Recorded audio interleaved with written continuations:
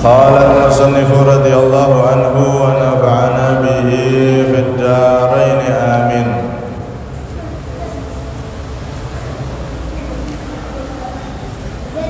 وأنه صلى الله عليه وسلم خاتم النبيين وسيد ولد آدم أجمعين.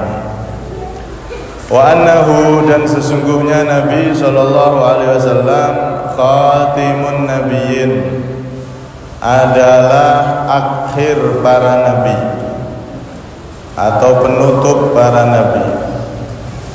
Wa sayyidu waladi Adam, dan pemimpin anak Adam, pemimpin manusia ajma'ina, seluruhnya. Jadi di sini termasuk hal-hal yang wajib kita imani adalah kita yakin bahwasanya Nabi sallallahu alaihi wasallam itu khatamun nabiyyin, akhir atau penutup para nabi, sehingga tidak ada nabi baru setelah Nabi Muhammad sallallahu alaihi wasallam. Ini wajib diyakini. Tidak ada nabi rasul baru setelah Rasulullah sallallahu alaihi wasallam.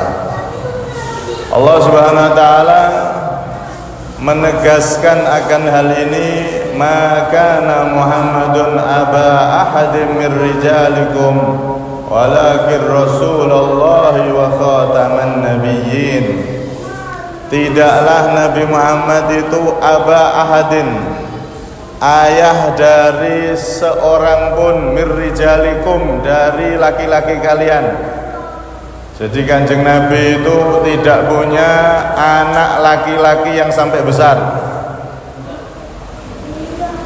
Aba ahadin mirrijalikum walakin Rasulullah, tetapi beliau adalah utusan Allah Subhanahu wa taala. Kemudian di situ disebutkan oleh Allah wa khataman nabiyyin, dan penutup para nabi. Jadi di firman-Nya Allah ini jelas Allah mengatakan wa khataman nabiyyin, penutup para nabi. Kalau menurut Imam Asim dan Imam Hasan, qiraahnya ketika membaca kalimat ini dibaca fathah, yaitu tadi itu wa khataman nabiyyin. Kalau menurut jumhurul qura, para ulama yang ahli qiraah Al-Qur'an, kebanyakan mereka membaca kasrah, wa khatiman nabiyyin, Rasulullah wa khatiman nabiyyin, dibaca kasrah taknya. Kalau khotam niku maknanya tutup, penutup. Khotim maknanya pengakhir atau yang akhir. Jadi dua-duanya sama maknanya. Dibaca fathah ataupun kasroh tetap akan menjadi makna yang sama. Yang intinya adalah apa? Nabi Muhammad itu adalah penutup para nabi, sehingga tidak ada nabi lagi, rasul lagi yang baru setelah Rasulullah sallallahu alaihi wasallam. Nabi di dalam hadis yang begitu banyak juga menegaskan akan hal ini. Beliau sallallahu alaihi wasallam bersabda, wa anal aqib alladzi laisa ba'di nabi. Aku ini adalah al-aqib. Al-aqib itu siapa? Alladzi laisa ba'di nabi, yaitu seseorang nabi yang setelahnya enggak ada nabi lagi. Tidak ada nabi baru lagi. Begitu juga di dalam riwayat sahih Al-Imam Bukhari mengatakan Nabi SAW juga bersabda, li khamsatu asma, ana Muhammad wa Ahmad wa anal mahil ladzi yamhullahu bil kufr wa anal hasyir alladzi yuhsyarun nasu ala qadami wa anal aqib. Di hadis sahih juga Nabi menyebutkan wa anal aqib, aku ini adalah al-aqib, yaitu nabi yang setelahnya tidak ada nabi lagi. Dikuatkan lagi riwayat ketika Rasulullah SAW memakamkan anak beliau yang bernama Ibrahim. Rasulullah itu punya anak namanya Ibrahim, salah satu anak beliau yang laki-laki.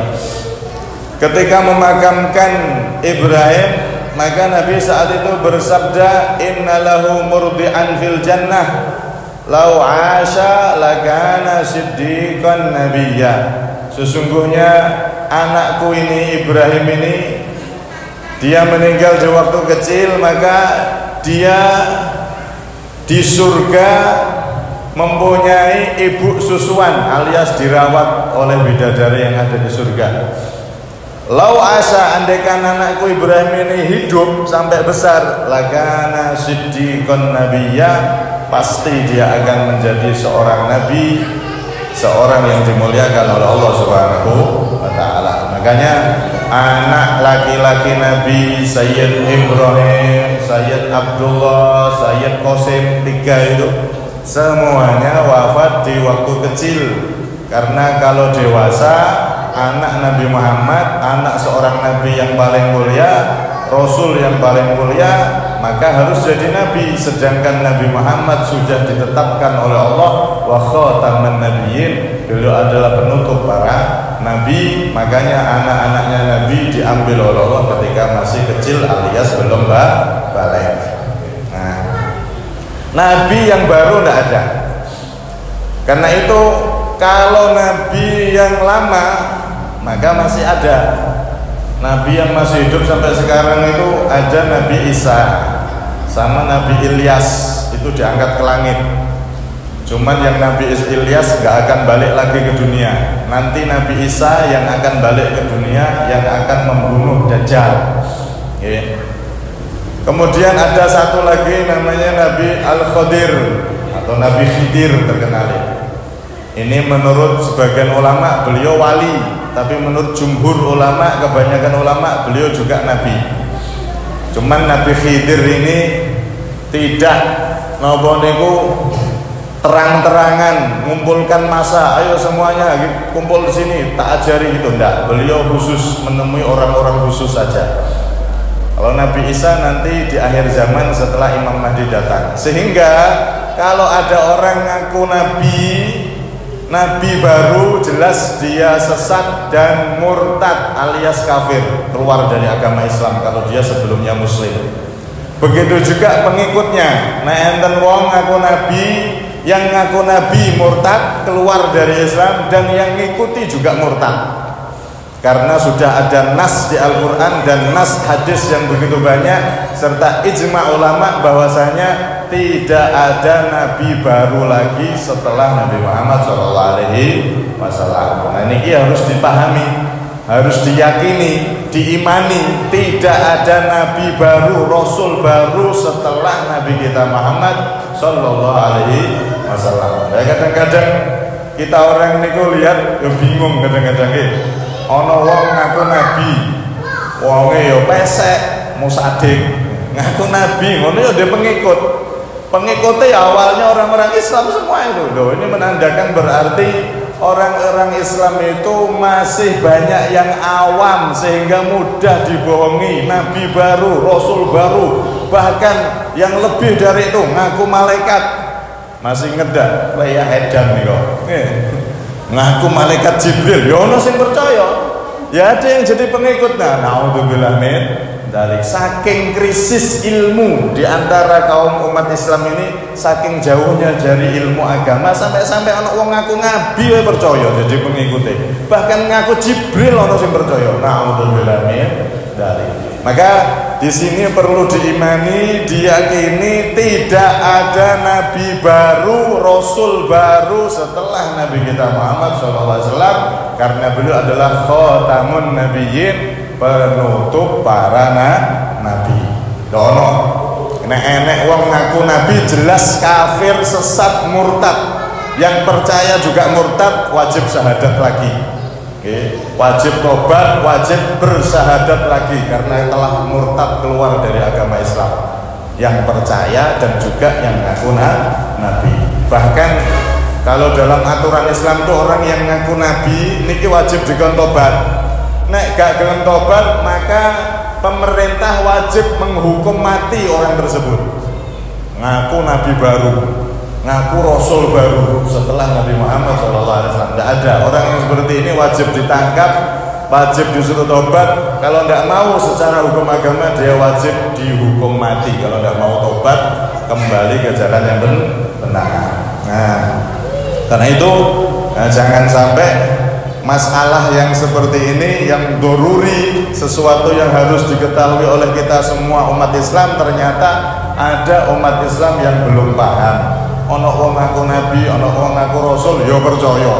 Walaupun umpama dia bisa mengeluarkan keanehan yang macam-macam, godong didemek jadi duit, jadi dolar, jadi rupiah, bahkan lemah pasir didemek jadi emas. Nek ngaku nabi, ngaku rasul, jelas sesat dan dia murtad, keluar dari agama Islam. Jangan dipercaya, karena sudah ada nas jelas Allah menyebutkan nabi terakhir adalah Nabi Muhammad SAW, walakin Rasulullah wa khataman nabiyyin. Niku ayatnya.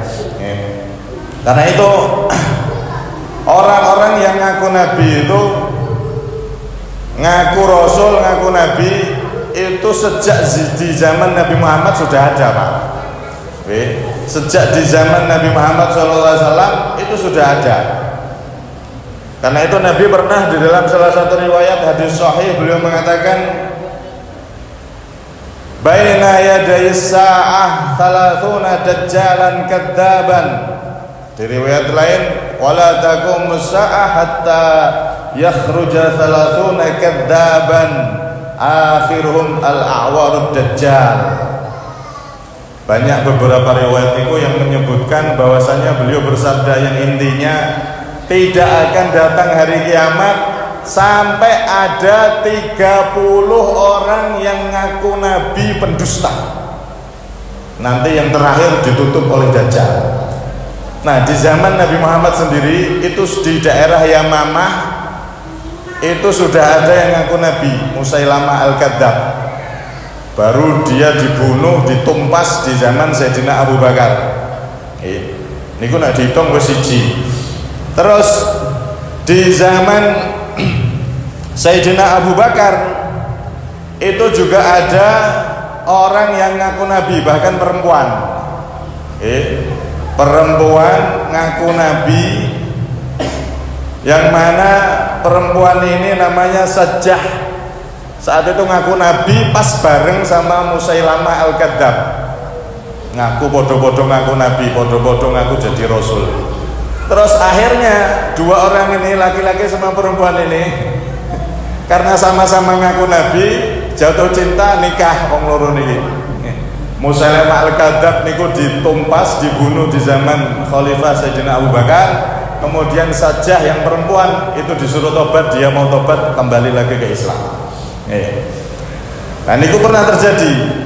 Bahkan di zaman itu juga ada yang namanya Tulaihah, seorang yang juga ngaku nabi di zaman sahabat, masih zaman awal-awal Islam. Itu sudah ada 3 orang yang ngaku nabi. Bahkan mungkin ada yang lebih dalam riwayat-riwayat itu. Yang jelas Nabi di sini menerangkan bahwasanya akan ada 30 orang ngaku nabi, setelah itu baru datangnya kiamat. Dalam riwayat lain itu ada riwayat yang mengatakan 70 kadzaban, sab'una kadzaban. Jadi ada riwayat lain 70 orang yang ngaku nabi baru nanti kiamat. Mbah hitungane mun pinten niki mboten enten ning kertos. Soalnya gak ono pegawai survei apa nabi palsu, orang ono detektif ini. Di zaman Nabi sudah ada beberapa orang, apalagi kok sampai zaman sekarang. Nek cara dihitung kabeh wis pira duka. Mboten enten survei ini. Wis akeh. Yang dulu tahun-tahun berapa itu ada Ahmadiyah yang namanya Mirza Ghulam Ahmad juga ngaku nabi di daerah India. Sing ngaku sing boten usah-usah di daerah kita sendiri Indonesia yang tadi saya sebutkan Musadek. Niku yang ngaku nabi wis ana, wis pira niku nek dihitung. Yang jelas ini adalah termasuk tanda-tanda hari kiamat, di mana banyak orang yang akan ngaku nabi, bahkan dalam riwayat sampai 30 atau 70 orang yang akan ngaku nabi. Dusta besar, mereka ngaku nabi, mereka ngaku utusan Allah Subhanahu wa taala. Maka umat Islam yang seperti ini harus paham, itu jelas dusta dan pendusta besar. Ono wong ngaku nabi, ono wong ngaku rasul, itu jelas orang yang berdusta, orang yang keluar dari agama Islam. Karena itu di dalam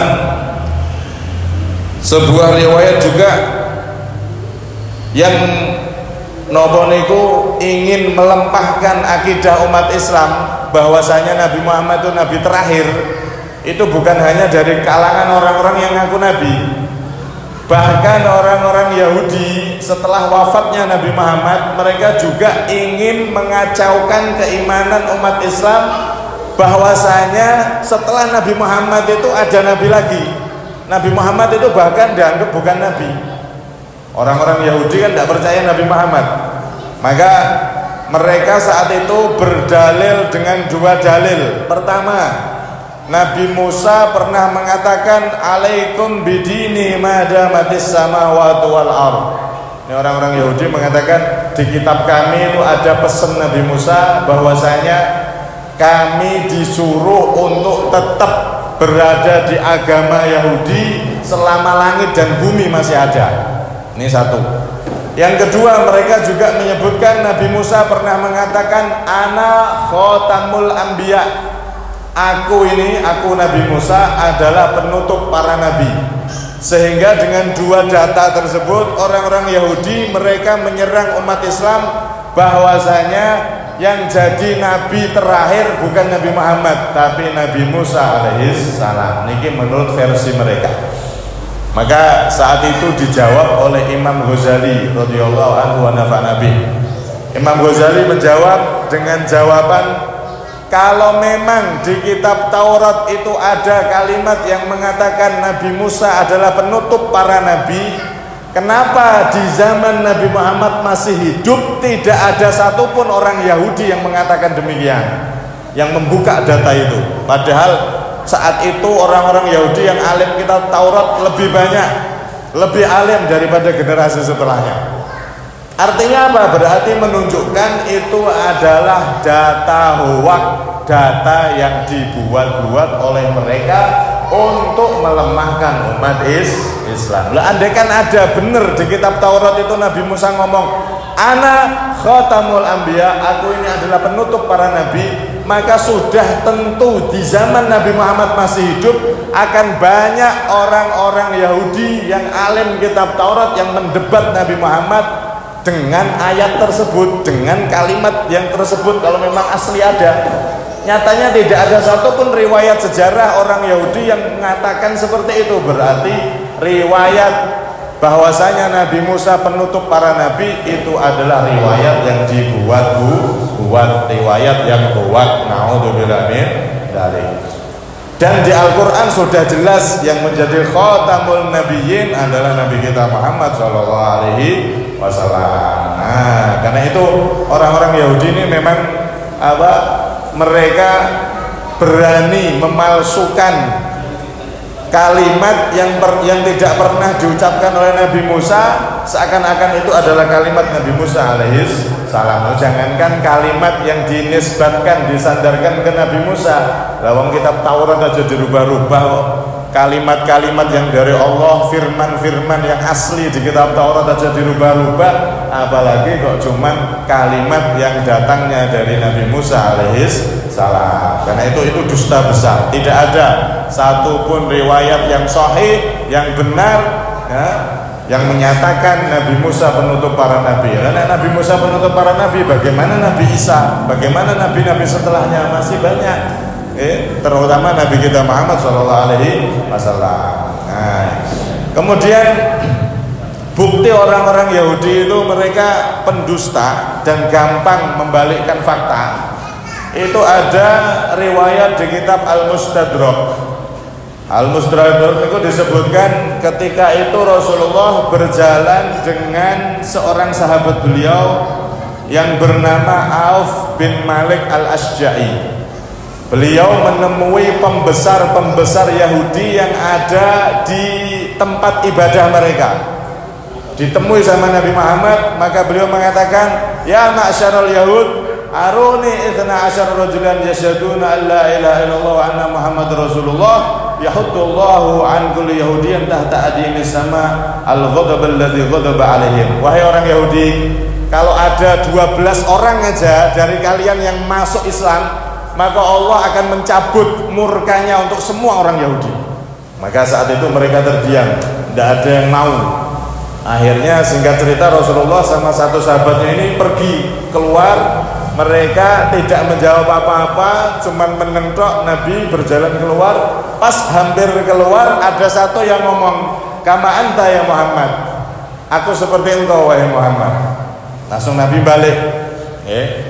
Kemudian orang tersebut mengatakan kepada para pendeta yang ada di situ semua, "Ayya rajulin ta'lamuni fikum ya ma'syarul Yahud." Wahai orang-orang Yahudi, aku ini menurut kalian bagaimana?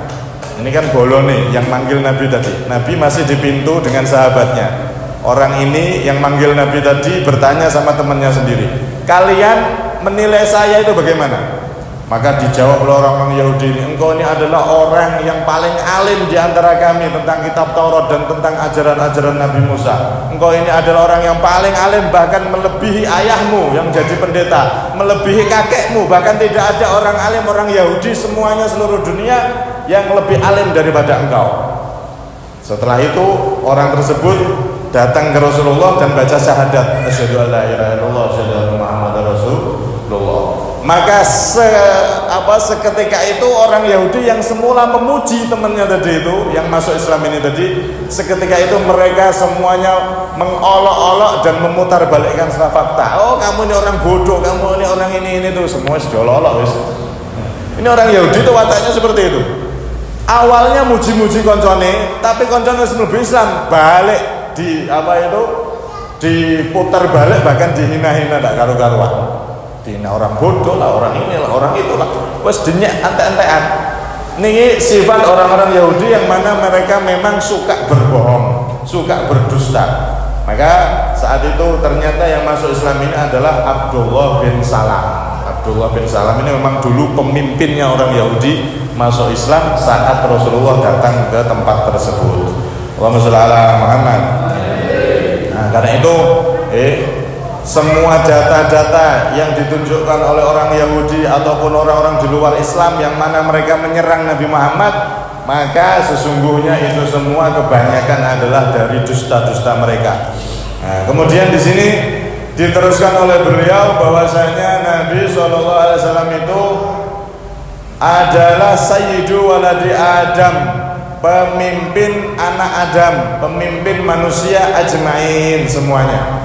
Ini dua hal yang harus kita imani benar-benar. Satu, Nabi Muhammad itu penutup para nabi, penutup para rasul. Nomor dua, beliau itu adalah orang yang paling mulia di sisi Allah Subhanahu wa ta'ala. Sayyidu waladi Adam, pemimpin dari anak turun Nabi Adam ajmain seluruhnya. Nabi kita Muhammad SAW adalah makhluk yang paling mulia di sisi Allah Subhanahu wa ta'ala. Di dalam salah satu riwayat, para sahabat itu suatu ketika mereka nopo niku jagongan membanding-bandingkan para nabi, para rasul yang telah lewat. Sampai disebutkan di situ, oh Nabi Ibrahim itu mulia, Khalilullah. Oh lebih mulia Nabi Isa, Ruhullah. Lebih mulia Nabi Musa, Kalimullah. Para sahabat itu menyanjung nabi-nabi yang mereka ketahui masing-masing. Maka saat itu Rasulullah mendengar dan Nabi SAW keluar seraya berkata, ala wa ana habibullahi wala fakhr. Memang benar apa yang kalian katakan tadi semua itu, para nabi punya kemuliaan masing-masing, tetapi ketahuilah aku Nabi Muhammad, nabi kalian adalah kekasih Allah wala fakhr, dan tidak sombong, enggak ada kesombongan di situ. Wala fakhr ada juga yang memaknai wala fakhr, tidak ada kemuliaan yang seperti kemuliaannya Nabi, alias Nabi Muhammad itu dimuliakan paling tinggi, dimuliakan setinggi-tingginya oleh Allah Subhanahu wa taala. Juga di hadis itu disebutkan wa ana akramul awwalina wal akhirin. Aku ini adalah makhluk yang paling mulia dari orang-orang terdahulu ataupun orang-orang yang akhir. Wala fakhr, dan tidak sombong. Tidak ada kebanggaan seperti kebanggaan yang diberikan oleh Allah kepada aku, yaitu Nabi Muhammad sallallahu alaihi wasallam. Jadi saat itu Nabi ngajari sahabatnya untuk kenal siapa nabinya, siapa Nabi Muhammad sallallahu alaihi wasallam. Wa ma yantiqu anil hawa in huwa illa wahyu yuha. Dan Nabi Muhammad itu mengatakan sesuatu itu tidaklah karena hawa nafsunya, karena Allah sendiri yang menjadi saksi. Wa ma yantiqu anil hawa in huwa illa wahyu yuha. Itu adalah wahyu yang diberikan oleh Allah Subhanahu wa taala. Jadi Nabi Muhammad adalah nabi yang paling mulia di sisi Allah Subhanahu wa taala. Sehingga di dalam riwayat lain Nabi SAW juga menyebutkan ana sayyidun nasi yaumal qiyamati wala fakhr. Aku ini adalah pemimpin manusia di hari kiamat. Wala fakhr, tidak ada sombong, tidak ada kebanggaan seperti kebanggaan yang diberikan oleh Allah kepada aku. Di sini Nabi Muhammad memperjelas, karena ada sebagian orientalis, orang-orang yang membenci Islam, yang mana mereka itu mempelajari Islam, mempelajari Al-Quran, enten sing hafal Quran, enten sing mempelajari hadis, bahkan hafal hadis.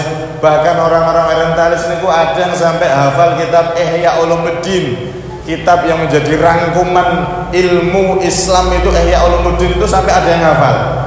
Tujuannya mereka bukan untuk mencari hidayah, bukan, tapi untuk mencari kelemahan Islam dari sumber yang ada di dalam Islam. Sampai Quran tafsirnya dipelajari, hadisnya dipelajari, sak kitab-kitab ulama dipelajari, bahkan dihafalkan oleh mereka.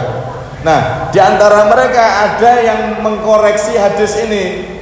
Ana sayyidu waladi Adam wala fakhr. Aku ini adalah pemimpin anak Adam. Oh, berarti Nabi Muhammad itu pemimpin anaknya Nabi Adam, bukan pemimpin Nabi Adam. Karena hadisnya jelas waladi Adam, anaknya Adam. Berarti Nabi Muhammad itu masih di bawah level lebih mulia Nabi Adam. Dia pemimpin anak Adam, bukan Nabi Adam. Maka dijawab oleh para ulama, itu menunjukkan tawaduknya Nabi, ngormatinya Nabi pada Nabi Adam. Kenapa? Karena dari anak Nabi Adam itu ada yang lebih mulia dari Nabi Adam. Siapa? Nabi Ibrahim itu lebih mulia dari Nabi Adam. Nabi Musa lebih mulia daripada Nabi Adam.